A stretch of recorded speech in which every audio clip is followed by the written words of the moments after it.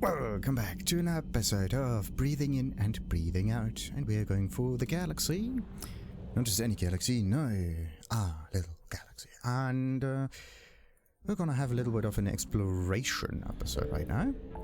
I'm gonna check out all of the non-100% areas that are now open up for research. So Gemini, Sigma, for example, Horsehead, Nebula, and whatever. There are an awful lot of those. The question is just, where am I going to start? Let's just do this counterclockwise while we're at it. This one is 100%, this one is 100%, starting with like this sector over here. There's kind of interesting. So you can look at the jump point, but the jump point is not usable. So Shriek Abyssal is not the thing that we need. Crescent Nebula, not the thing that we need. Sigma Frontier thingy, not the thing that we need. And Minos Wasteland, same thing. Citadel is where we are right now. Krogan DMZ is something for a completely different episode. But I could at least explore the thing, right? So what else we got? The Anos Basin, that's still a thing, but for some reason there's nothing there. So let's just go and get into the Horsehead Nebula. Let's see.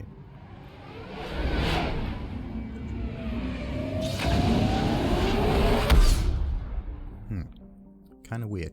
Feels as if I was here before. That's strange. What is this thing? Morana. Alright. We haven't used any fuel yet. Alright. So what do we got here? Veles. Veles has a thin atmosphere of xenon and krypton. Most other materials freeze and fall off snow.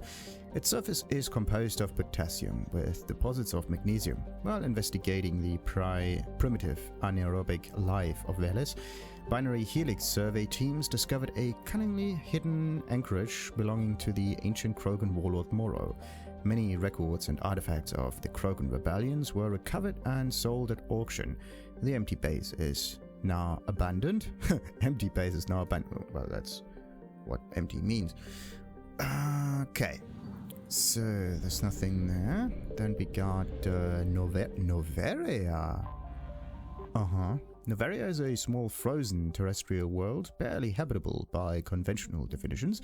It is privately chartered by the Noveria Development Corporation, who lease out labs for research too dangerous or controversial to be performed elsewhere. The war has brought significant attention to this otherwise obscure planet.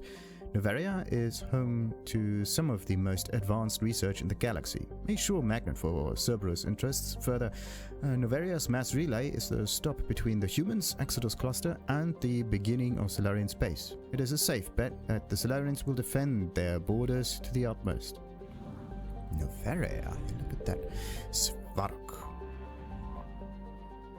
Svarok is Pax's only gas giant, but its temperature, powerful winds and high orbital velocity make it a poor candidate for helium-free mining. While Noveria enjoys plentiful deuterium for its fusion plants, it imports all of its helium-free from our system. Like most Pegasids, Svarok is thought to have formed outside the frost line of its parent star and migrated inward due to an unstable orbit. Its small size compared to the the usual hydrogen-helium gas giants is likely due to hydrodynamic escape, since it orbits closer than 0.015 astronomical units. The planet's atmosphere is likely soon to be consumed. Scientific debate continues on how the other planets in the system survived Svarok's migration, as its gravity may have played havoc with them early in their formation. So the sun, like this thingy over here, the Pax, is vacuuming off all of Svarok's helium, or like gases, whatever, and Morana. Morana is an icy planetoid, smaller than Earth's moon. Many planetary geologists suspect it was once an Oort cloud ice dwarf that migrated inwards after an encounter with some other body. While the crust is frozen water, deeper layers are mostly silicates with pockets of magnesium and aluminum. Morana is entirely locked to Pax. The same side always faces the sun. Okay. Now, the problem with the system is that I cannot just escape into the in-between system space or cluster space. So that means if there were let's say, wait a minute, this fuel depot is not destroyed yet, so it may be something good. Let's hope so. There's nothing there. And nothing there. Okay, so, I don't know. Maybe PAX is useful for something. Weird. Really weird. Maybe we have to, again, for some reason, land on the Citadel. No, we don't need to land on the Citadel. Maybe we need to land on the Krogan DMZ, then they have some side missions, and the side missions point towards PAX. Because this right now is pretty weird. Usually when you have some empty system, you can at least explore it and find out some things. But this one is weird. Maybe I have to check Anos Basin again, who knows. So, let's see. Gilead. Yeah, wait a minute. Yeah, that's Grissom. Okay. No Reapers here. And nothing of interest there. Okay. It's just kind of weird that the whole system is supposedly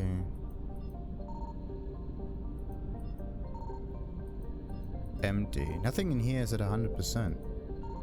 Can I land on Grissom again? It's weird. There is nothing there. Okay.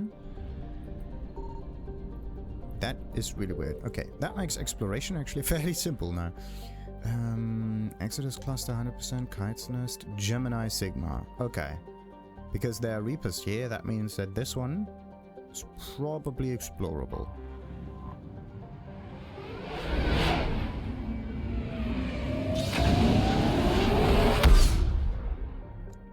Yes, alright. That looks good. Actually, oh boy, that's a really large one. Anyway, let's start with this one. Farkrothu. Farkrothu, a standard gas, hydrogen, helium... Gas. A standard gas, hydrogen, helium gas giant. Farkrothu is only distinguished by its moons. Several dozens of them have been sculpted into the likeness of an arthropodal alien race, not yet known to council science. Radiometric dating suggests the moons were worked over 500,000 years ago. So we could find something interesting there. And Patatanis.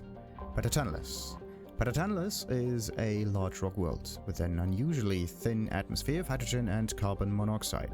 The frigid world's crust contains extensive deposits of uranium and occasional loads of naturally occurring plutonium. With a total mass more than 4 times that of Earth, Patatanis should have a significantly thicker atmosphere. This unusual feature has flagged it as worthy of scientific investigation, but the need for expensive amounts of radiation shielding has deterred interest. And Paravin. Paravin is a small, unremarkable rock world. The surface is scorching hot and mainly composed of calcium with deposits of aluminum. Paravin's low mass has left it tightly locked to the star Han. If there were any resources of value, mining stations could be established on the relatively tempered twilight band. And Mavigon. Mavigon is a small rock and ice planet with a thin atmosphere of ammonia and methane. The surface is frozen and mainly composed of tin with deposits of potassium. The planet has a rudimentary ammonia-based life, mainly concentrated around geothermal vents deep underground. Severe storm cycles are common due to limited visibility. Navigation may be difficult. And Huntington. Huntington is a Jovian-sized gas giant with a standard hydrogen-helium atmosphere. Traces of methane give the planet its distinct cobalt blue tint. Spectral analysis indicates its extensive ring system is mostly composed of ice crystals.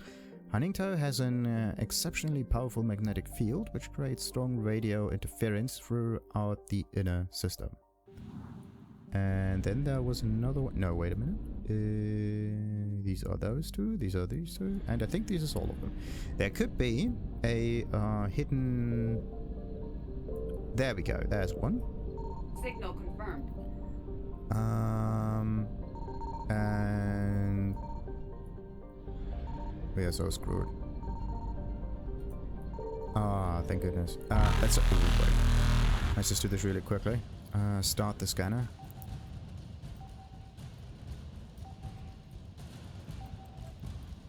Let's not help her. There we go. I'm gonna get the fuel a little later. What's this? Credits recovered. 10,000. Well... Wait. Could there be more, though? Nope. Alright. Let's get away. So this is the 50%. And we need to get into the in-between space. Faster than light jump successful. Oh boy. This is a 25% exploration. Where... Oh, okay. This is at 50, so it's 25. That means Ming is the only outer space. Ming is very, very far away. That's not something good. So I really need to refuel once I get back. So not using the fuel station immediately is actually a good choice. Why does this one scream... I think this is a Quarian area, isn't it?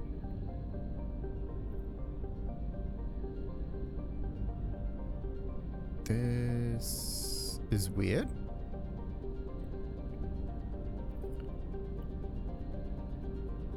Why is there no fuel station? Maybe it's somewhere in the inner space. Yeah, it has to be in the inner spaces now. Somewhere over there, maybe. There! Alright, so this is what we need to check. Anyway, Antiroprus. Antiroprus is a hydrogen-helium gas giant that formed in the outer regions of Ming's system and is in the process of migrating inwards. In a few million years, the planet's atmosphere will begin to boil away into space. There's a sizable temperature difference between the side of Antiroprus facing the energetic blue giant primary and the side facing the cold deep space. This variance powers massive cyclonic wind systems.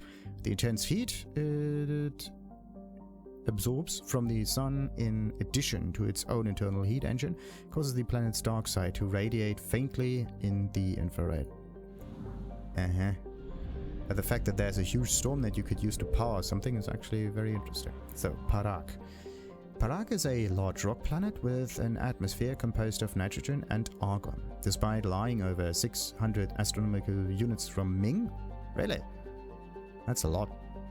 So the sun is actually really large. Its surface is scorching hot and mainly composed of alumina with deposits of silver. Due to radiation and heat, landing on Parag's sunward side with anything less than warship-grade shielding will likely be fatal. Parag rotates at a retrograde to the rest of the Ming system, indicating it is likely a captured body. And Altanork. Altanork is a small but typical hydrogen-helium gas giant with no outstanding features. Its combination of strong magnetic field and relatively shallow gravity will make it a popular stopover world for discharging FTL drive cores. And I got this one, I got this one, and yeah, wait a minute, there are only one, two. There are only three and the fuel station. So I found something. There's nothing there, and there are far too many Reapers around. That's definitely not good. Have to check Parag. Oh boy.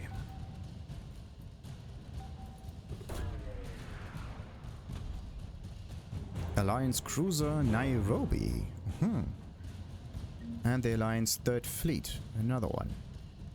Wasn't this the stopover thingy? Yada yada yada something? No, captured body. And that's not good, that's not good, that's not good. I'm gonna get...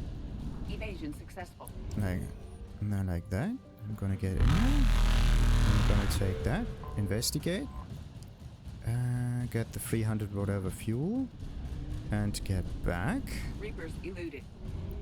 Oh boy. If you don't know where the main mass relay is, you're absolutely screwed in here. What you have to do is just save, then explore the area, and then reload if you know the right direction. Oh god. That was maybe not the bestest of choices to be at. Investigate. Okay, 470. So we are back at a decent amount. That's faster than light jump successful. And we are out and about. So this is 100%, this is 100%, 100%, 100%, 100%. Now there's the Ninma cluster with the missing scouts, but for some reason, I cannot. That's weird. So you can point towards this star over here because it is an in-betweeny thing. But look at this one. There are 2 stars. One of them over here, and another one over there. But for some reason the pointing doesn't work this time. So not all of those in-betweeny spaces are pointable. If you could think about it that way. Is it really... all of that is at 100%? Okay. That's good. Kind of. So, let's see. I'm gonna check Anos Basin again, just because.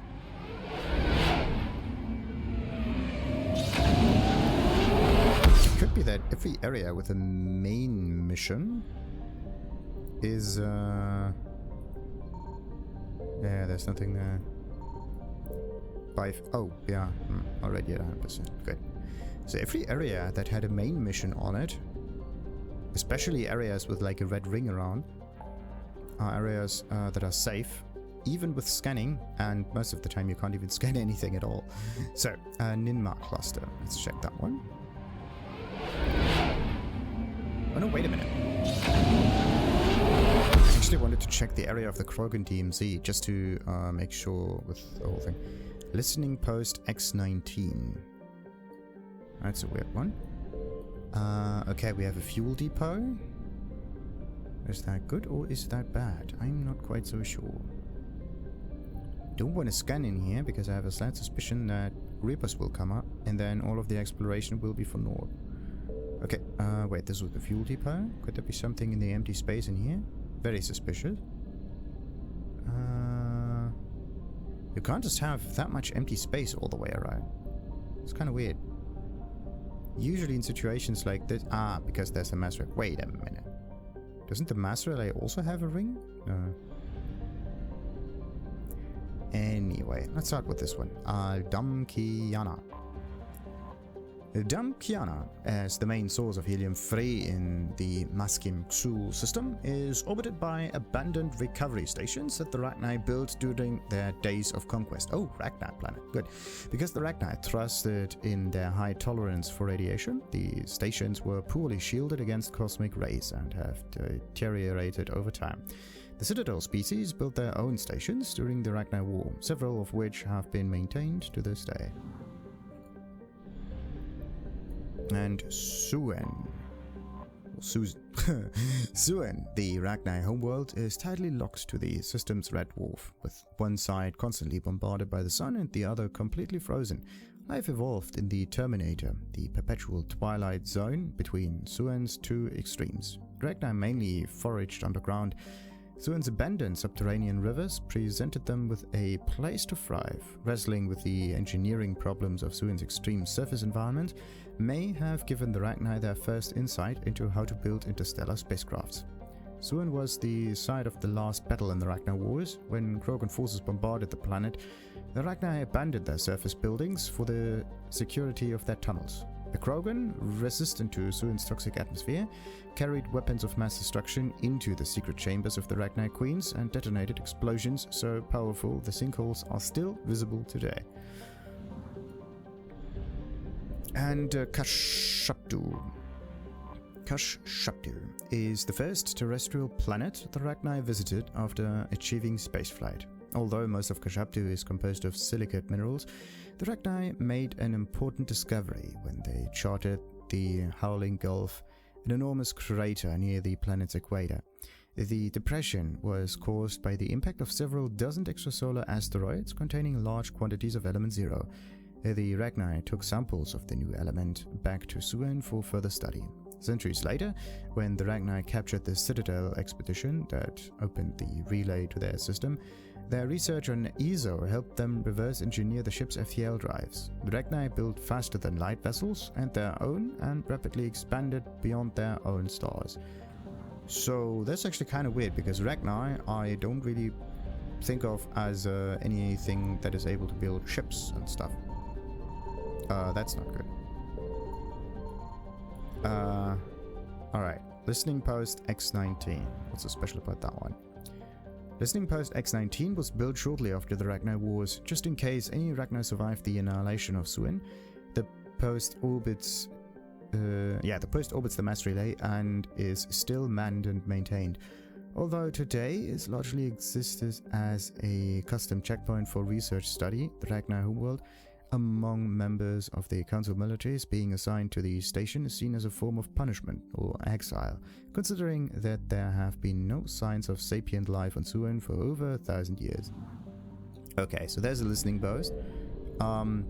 We can like scan everything most of the time, but somehow Maskim's Xul seems to be not scannable, and we can get like a... I don't want to scan anything in here just because there are so many Reapers around. A wee bit weird. So Mulla Xul, let's check that one out. Utuku, investigate missing scar. I mean, I'm not going to fly back again, I believe. Let's check out the asteroid belt in here. I believe that there's a rogue Inakos. Okay, let's try that one. Inakos is a metallic asteroid. The surface was once raided for its abundant olivine, which is used for carbon sequestration on heavily populated worlds. More than half the mass of the asteroid has now been depleted, exposing its relatively pure iron nickel core. And where's the rest that could sometimes be used for a fuel station? That's the weird bit. Maybe it's in the center? No. Alright, Maldor. The Krogan surveying team that first reported back from Maldor said in characteristic understatement that the planet had a bit of the good stuff, if you can get past the little acid. Although Maldor's mineral wealth includes uranium, iridium and other heavy metals, miners must contend with crushing gravity and atmosphere, boiling temperatures and clouds of sulfur dioxide. As such, once the planet's most accessible ores were depleted, the mining interests that exploited the planet quickly departed. And Kef. Kef is a hydrogen helium gas giant. Records show that the planet should have a helium-free mining infrastructure, but scans find nothing of that sort. There are neither abnormal heat sources nor space junk from destroyed refineries. If the infrastructure was removed, it was removed entirely and within the last few years. And it was removed? Or maybe it's shielded. So there's something hidden there. That could also be a thing. And Utuku. Although Utuku is habitable, extreme temperatures and violent weather have discouraged colonization because the planet has little liquid water to retain heat. Surface temperature regularly oscillates between 70 to minus 60 degrees Celsius. Utuku's vegetation is notable for having evolved flexible central stalks to survive high-speed winds, as well as leathery leaves to shrug off the planet's frequent sandstorms. Animal life is mostly confined to the planet's small oceans. Utuku has few valuable resources. Minerals, whatever. Same thing. And nothing in those two. The Reapers don't seem to be... Okay. Because this one has a mission, now no Reapers coming in. That's just actually very weird. Really weird. Alright, so... let's just read a little bit in the Codex after a little exploration. I mean, I could just explore the Krogan DMZ. The thing is, I could explore the Krogan DMZ and just buy myself a little bit of fuel so I contain everything into one episode. Yeah, why not? Let's just do this right now while we're at it. I don't know why the Ninma cluster is not at 100%. That is so weird. Oh, wait. That's actually kind of stupid. There is a fuel depot right over here. And it will be destroyed once the Reapers are coming in here. This is not good. Alrighty, Krogan DMZ, let's check that one.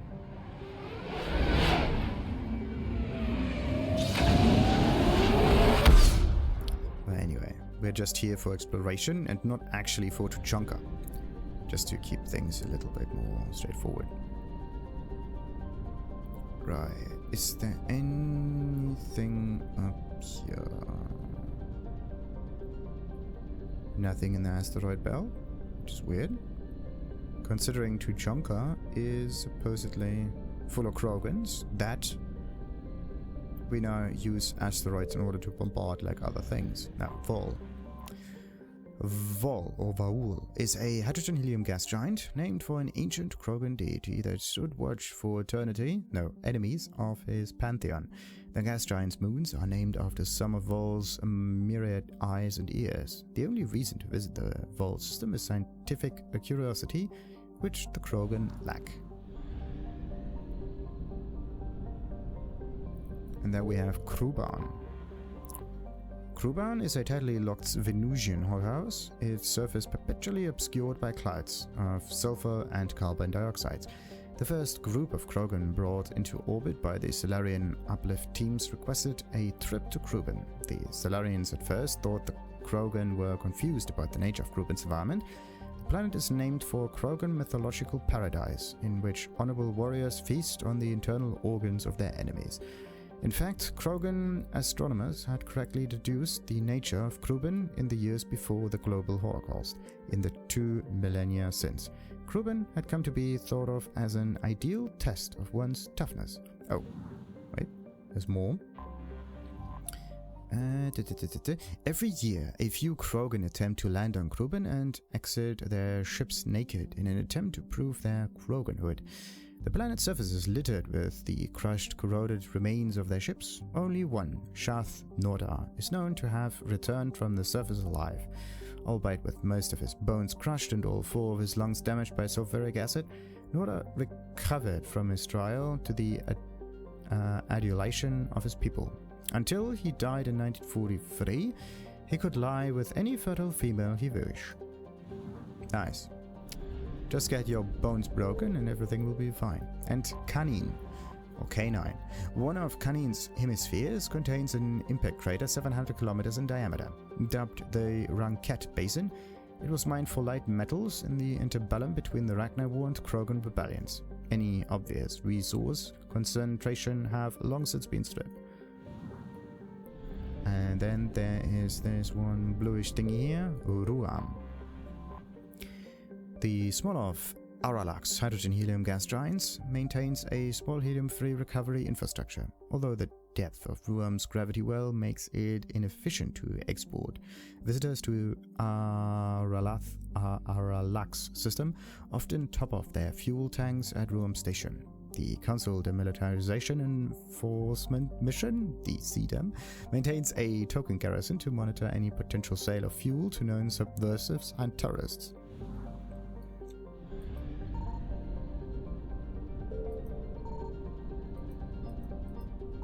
Nothing there, and that planet has nothing there. Alright, so there's only Tuchanka that might be of interest in the Aralakh system, but we don't care. There is Dranek and Nith. Let's check out those two. Let's just hope I come across... Oh, look at this! Awful lot of moons. What's this one? Rothla. Once, Rothla was a large ice dwarf with the statistics listed below. In the waning years of the Krogan rebellions, it was shattered into a field of debris by what is assumed to have been the test of an exotic weapon system.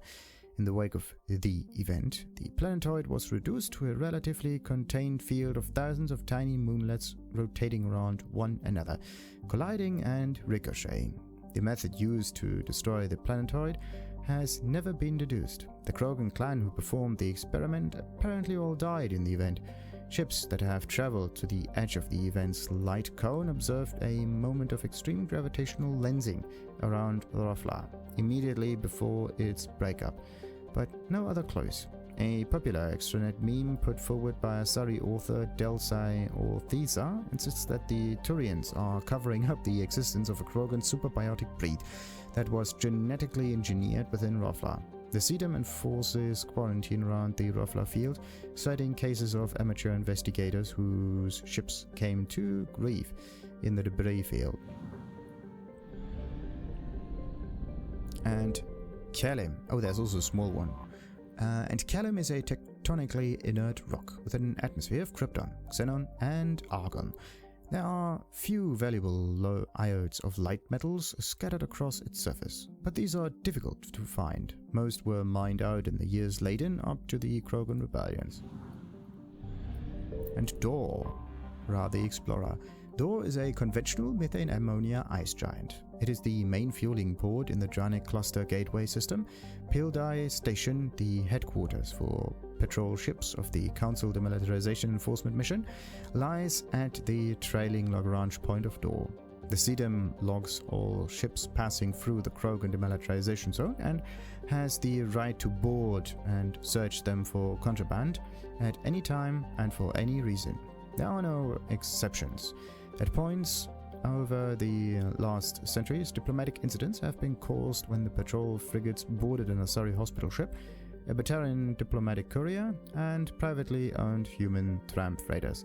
These measures are provided for under the terms of the Krogan Armistice, where the Krogan were allowed to retain their government and personal weapons. Any attempt to provide starship-mounted weapons to the clan on Tuchanka is punishable by law.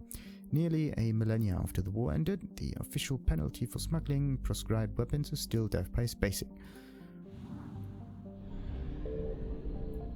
And Zaskov. Zaskov is a small ice dwarf with an eccentric orbit.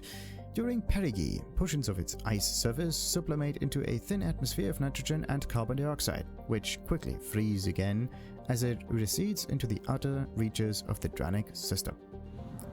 Right, now, I have to check those two. Signal confirmed. Okay, this is definitely a fuel station. And this is another thing.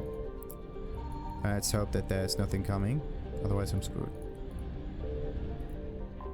Alright, so what's up here? What do we find? Infinity. Still nothing? There. And Shadow Broker Wet Squad.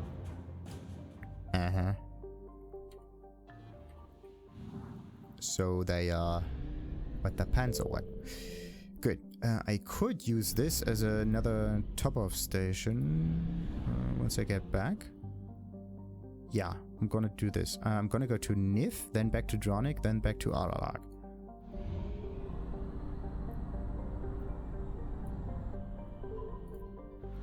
And we are at 30%, so that's an interesting one. Ooh, that's a... Now this... Wait, what was that? Okay, there is a fuel station right up here. That is huge. Okay, Montoon. The Class B Blue Giant Nith was once the most strategically valuable system within Krogan territory. Though far too hot for habitable planets, Nith emits thousands of times the energy of a main sequence star like Earth's Sol. With help from the Solarian Uplift teams, the Krogan constructed a chain of solar power collectors stations in orbit around Nith. These vast arrays beamed power to particle accelerators on the surface of Montoon, which manufactured anti-proton fuel for warship thrusters. In the Krogan rebellions, the Spectre agent managed to get a virus into the computers of the solar power arrays.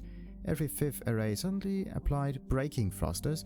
The arrays behind the piled up and all were reduced to wreckage. This has since dispersed into a relatively stable ring system. The Krogan never had the resources to rebuild the solar arrays, deprived them of their fleet's main fuel supply for the remainder of the war. The particle accelerator still exists on Montoon, but have not been used in thousands of years. This is really mean. Like, you have a star, right, and is able to provide an awful lot of energy, and then just because of some stupid war, the whole thing just gets destroyed. Unbelievable. Alright. But it kinda resembles a similar story about, like, was it uranium, plutonium, whatever, like nuclear centrifuges that also get broken up by a little virus.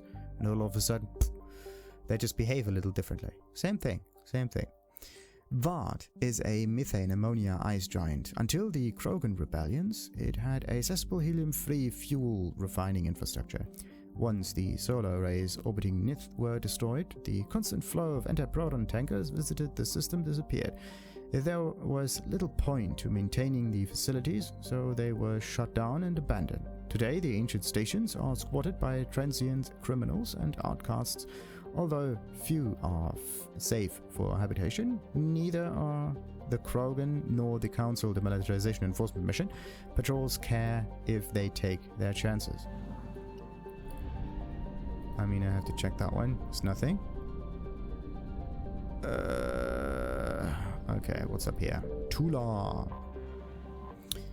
Tula's methane ammonia atmosphere traps the blistering heat of Nith, driving dayside temperatures up over 1000 degrees.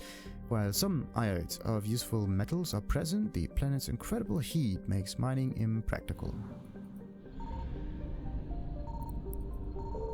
I found something. I am screwed.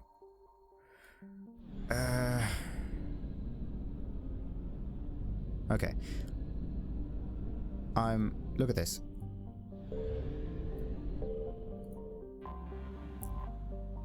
Yeah, we got 300 units of fuel. It's at 100%. So Nith is just there for you to get some fuel and to kick yourself out. This is really mean. The only thing that exists there is nothing. It's kind of stupid. Alright. Let's investigate that. Get a bit more fuel. This system is just like 100%. Okay. A hit in the squats, basically.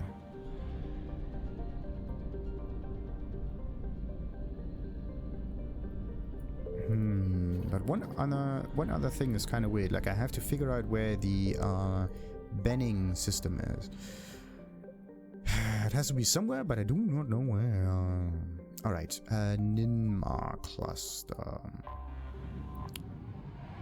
I have to get back there. Maybe I already found the Benning system. Who knows? But I don't quite believe it. Anyway, it could be that the fuel station is the only thing that I need to know with. Wait, there's nothing in here that we need to interact with.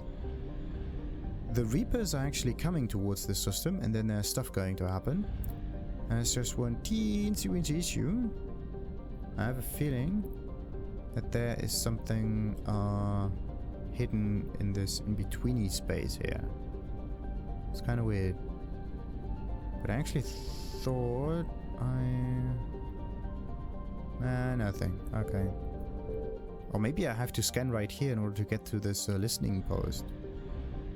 Weird. This area is really weird. Don't quite understand it. Anyway.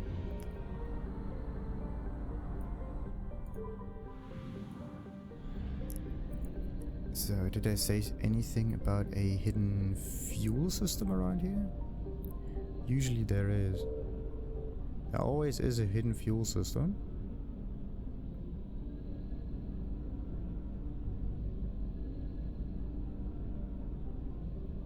I mean, come on, how am I supposed to get back here?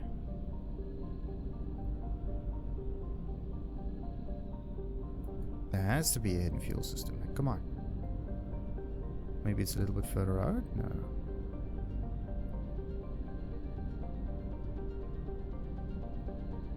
Huh. That's weird. I checked the asteroid belt already. Now I'm just going to check the in-between space. Huh. Weird. Really weird. Okay. Ujuku, we are going to land there next episode. Yeah. Didn't I? There. Okay, let's just get one more Codex entry in. It was a more like talky episode, but anyway. Let's see. Citadel and Galactic Government. Wait, no, we got like planets and locations. That might be the thing that's more interesting because... Oh boy. Awful lot of planets. But anyway, let's start with Aeia and then Feros or something. Humans detected Aeia as an Earth-type world via telemetry in 2165. After probe surveys indicated life, lush vegetation, and ample fresh water and breathable air, the Alliance upgraded the planet to a garden world, colonizing priority. Commanded by Captain Ronald Taylor, the crew of Alliance survey vessel Hugo Gernsback made planetfall on the jungle world in 2173. Soon after, ship transmissions inexplicably stopped. While the precise fate of the Hugo Gernsback command and crew is unknown, They are presumed killed in action and their vessel destroyed. And you will find out later that the vessel crashed. Some people survived, but they were eating somewhat poisonous fruit that changed their mind a little bit. They kept on forgetting things, and then, after a certain amount of time, they were reverting back to primitive behavior. Anyway, it's a Mass Effect 2 mission. So, Feros. Feros is a habitable world in the Adican Beta cluster. 2/3 of the habitable surface is covered within the ruins of a crumbling Prothean megatropolis. In the millennia since the Prothean extinction, the ruins have been picked over by looters many times. Feros was considered a poor prospect for colonization, as little open ground remains for agriculture. The only sizable freshwater sources are the poles, which are tapped by the decaying Prothean aqueduct systems. The dead cities, while in good condition considering their antiquity, are of uncertain stability. Ground level is congested by a dozen meters of fallen debris, and the air is fouled by dust. In 2178, the Human Exogeny Corporation announced its intention to place permanent colony on Feros. To thoroughly explore the ruins, the pioneer settlement was placed on the upper levels of several intact skyscrapers, using the surviving Prothean aqueducts and rooftop hydroponic gardens to support the population. It's a very interesting idea, but the question is, how did the Protheans actually survive on that planet if everything on the surface is basically built on? There doesn't seem to be anything natural up there. And your food is usually the thing that you get from nature, or like from fields that you put in nature. Like you need some stuff there that provides the food. You can't just have a huge metropolis all over the place. It just doesn't work. Anyway, Freedom's... how many more do we have? An awful lot. Let's just read Freedom's Progress, and then Haystrom will be the next episode. Freedom's Progress colony was once a typical Alliance settlement, but following complete communications blackout and its apparent destruction is now a lightning rod for anxiety and dread in the galactic human community. The communications blackout followed an upgrade of the colony's small military forces, supplemented by mechs and security drones with high-powered tower-mounted Guardian lasers. Colonists complained about destruction costs overruns, delays, noise, and damage to the local environment. They also feared the defense array could be seen as provocation to their world's neighbors. Such fears may not have been baseless. Authorities have still offered no explanation for the communications blackout, fueling rumors of plagues, natural disasters, or a cult-inspired mass suicide. Located in a strategically insignificant space, Freedom's Progress colony had once offered spectacular rainbows, lush marshlands, and stunning mountain ranges. Its potential as an agricultural settlement and tourism wonderland rivaled that of any Alliance colony. We got an awful lot of other entries that we're going to read up in the... Wait a minute. Commander. Did find a few war assets also. That's something that I totally forgot to read up on. Let me just check on that. And oh, look at this. Looks like progress on the Crucible's actually quite far. Interesting. So, what do we got? We got some aliens, some alliance, and that's it. Let's read the alien thingy. Shadow Broker Wet Squad. That's the thing that we got. As the new Shadow Broker, Liara Tusoni has the loyalty of her predecessor's Assassination Squad, a small but lethal team of soldiers called on for the rare occasion when information isn't enough to silence a target. The methods vary with each mission, from subtle poisonings to bombing entire buildings. The Wet Squad is dedicated to whatever range of destruction the new broker requires. Dr. Tusoni has put them to work against the Reapers and Cerberus. Interesting. So something more constructive in that destruction. So, Alliance. What do we got? 103rd Fleet, I believe. There. Alliance. We got the first, we got the third fleet. So what did we get this time? I think I've read this one already, and we got Nairobi, I believe. Anyway, stationed at Arcturus, the Third Fleet is headed by Admiral Nitesh Singh. When the Reapers came for the station, Singh had already pulled his command ship, the SSV Logan, back to an ideal firing position for its mass accelerator cannons. The Dreadnought guns managed to slow down the destroyer before it could demolish the Third Fleet, but Singh was forced to retreat in the face of overwhelming opposition from the Reapers. Update. The SSV Nairobi is a top-of-the-line cruiser with the showroom finish of a ship just off the factory line, as it has never seen warfare. The Nairobi's officers have been running mock battles in preparation for real enemy contact. What about the other one? This fleet lost a third of its vessels protecting the Council during the Battle of the Citadel 2 years ago. Unfortunately, the Alliance did not have time to rebuild the fleet to its previous strength before the Reaper invaded. So that's kind of weird. We got ourselves a... I mean, it still is capable of war, of battle, whatever, but Nairobi actually did not do anything. Not yet at least. Anyway, interesting development. And we got ourselves like 10,000 credits, but it's still not enough. I mean, we do... Commander Shepard. We do have a decent supply of credits already.